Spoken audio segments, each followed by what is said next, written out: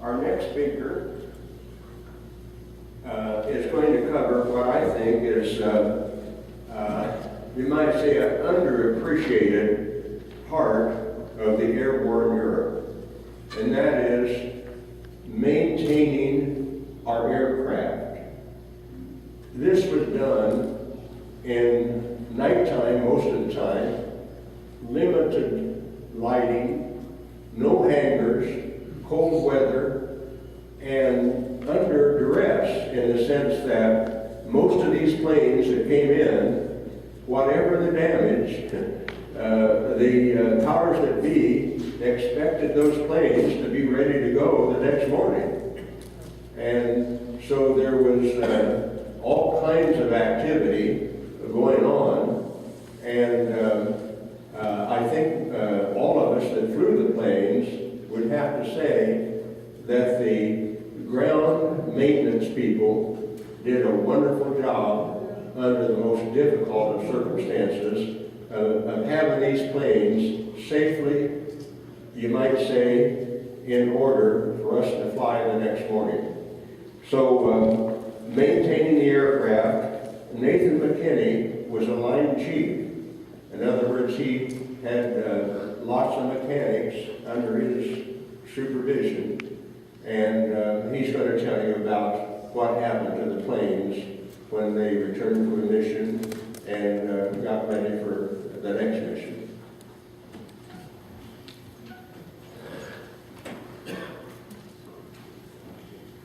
I haven't had to do this in 53 years, so bear with me.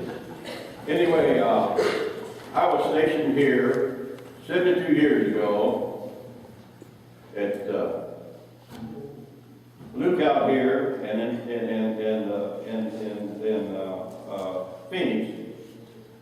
Luke was in the process of getting built. They had the barracks out there, but they didn't have the runways fixed or the parking area fixed. So Sky Harbor was kind enough to let us use their runway at the time. Very little traffic come through Sky Harbor. You know, we were a country town then. And I imagine 3 or 4 passenger airplanes come through here, and that's about all. But anyway, we used that runway until Luke got there finished.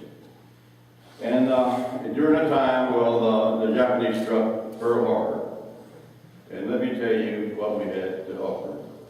We only had 200,000 men in the Army. 8th in the world. We even had less than Brazil had. 26 of those 1,000 were Air Corps people, which was me. And so that's about all I wanted to tell you about that here at Luke. But anyway, we're going to move on to Castelluccia, Italy. That's where we finally got a field of our own, the 451st did. Before that, we were scattered amongst other blind groups. And each squadron had a taxi strip of their own with 12 revetters on it. The same way, we had 4 squadrons were in a group. Each squadron has 12 airplanes. And we finally got a fleet. And I was required to have a fleet track up the tower every day when the missions come back with a tow bar and 4 or 5 airmen and myself. The reason it was up there, some of the missions were so long that they were running low on gas. They knew some were going to run out of gas on the runway before we. So we were to get out there and get them right away and pull them off the runway. And I was required, as soon as the airplane got on the ground in the revetment, to look them over from one end to the other and log all the battle damage. The people over at S4 section, group headquarters, wanted to report a certificate. And I would give it to my clerk, and he would type it up and rush it over to him. When the airplanes come in and they got their revetments, the ground crew started in on them. A post-flight, clearing all the write-ups, and sometimes we had engine changes. Some of them lost an engine had failed. But I had a section set up to build engines where we could have engines ready to go, all the cowling, all the accessories and everything on. All they had to do is put them down there, take the old one off, put the new one on there. That really made it easy to get it done. And And a lot of times, this took way into the night to do this. And also when I looked at these things, and I knew which aircraft had the least battle damage, and those were where I put the sheet metal people to do the work. We want to get them in first, where we can have some airplanes ready to go again. Some of them took several days to repair because they did terrible damage to it. Those are tough, I can tell you.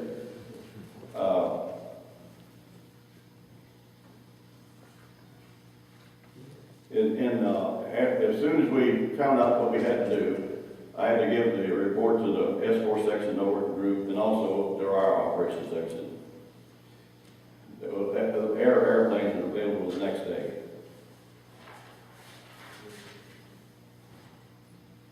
We also have our own refueling outfit. Each one of these airplanes, I think if I remember right, carried 2,700 gallons of gas. And each squadron had a color. As you notice that model in there has yellow in it. Well, 727 had yellow noses. The others had a white, red, or blue. I don't know which would win. And one thing we had, when it was real wet, the taxiways were dirt. And the first time it happened, that the props would throw that dirt up into the Bombay door rollers there. And when they got to altitude, it was froze. And the bombardier got ready to drop. He couldn't open the doors. There was a safety feature there. If the doors didn't open, he couldn't drop. So the squadron commander come out and said, "Let them never happen again." You take that safety feature off, which we did. And from then on, when them doors would open, they dropped through them doors, knocked them doors off. And you know, a 500 pounder or a 1,000 pounder, when it hits that door, it's going to come loose. Anyway, it wasn't too much trouble. All they did was break the rollers off. We could run that, we could slip that door off right quick, and the sheet metal man could put some brand new rollers on it, back on the doors went. It never did out the doors, just broke the rollers. Anyway, that's what took place there. But, you know, the 451st belonged to the 50th Air Force. The 50th Air Force is only in commission about 18 months. And they had a total of 3,444 B-24s assigned to the 15th. Of those, 1,726 of them got shot down. And I tell you what, we tried our best to give the flying crews the best airplanes we could get. We would never give them a Marshall airplane. It had to be right on the money, we would never put it in there. One thing we really had to watch is tires. The runways had steel plating, planks, they call it, and so did the revettas. And they had a tendency to cut those tires figures. We kept a whirl of tires built up.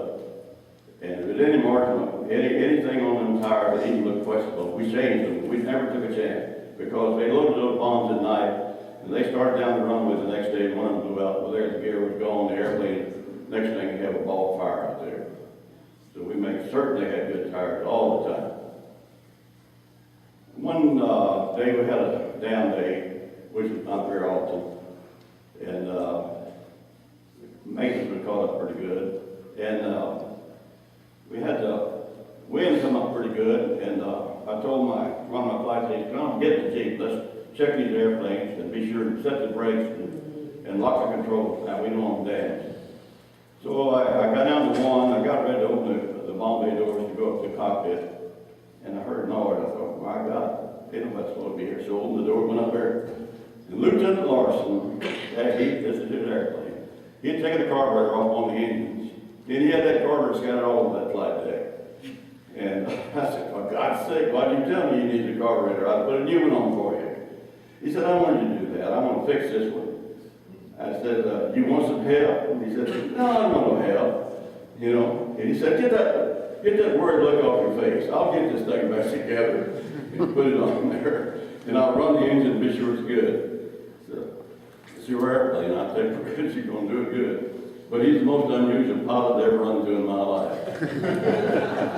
one day he showed up on the line out there with a small German engine and 4 wheels.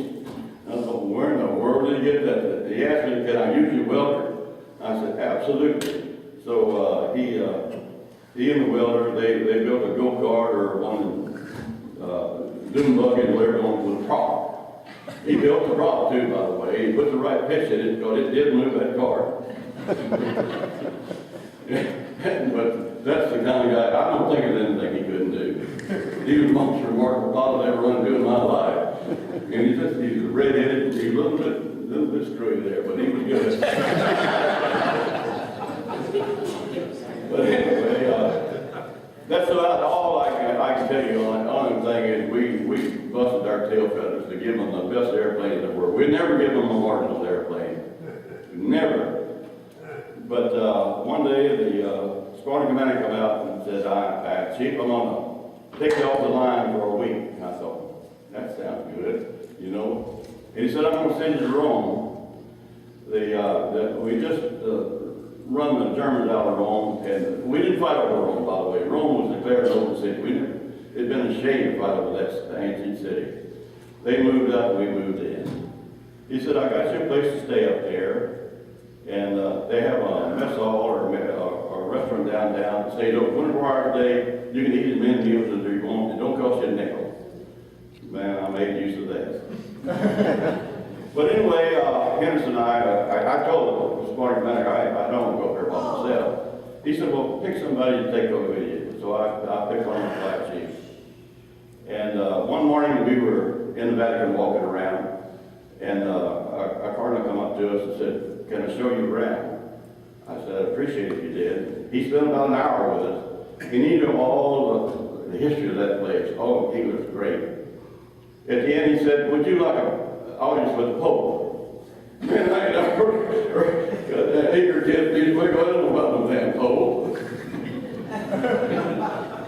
I'm not a Catholic, and Henderson, he wasn't a Catholic. He said, well, follow me.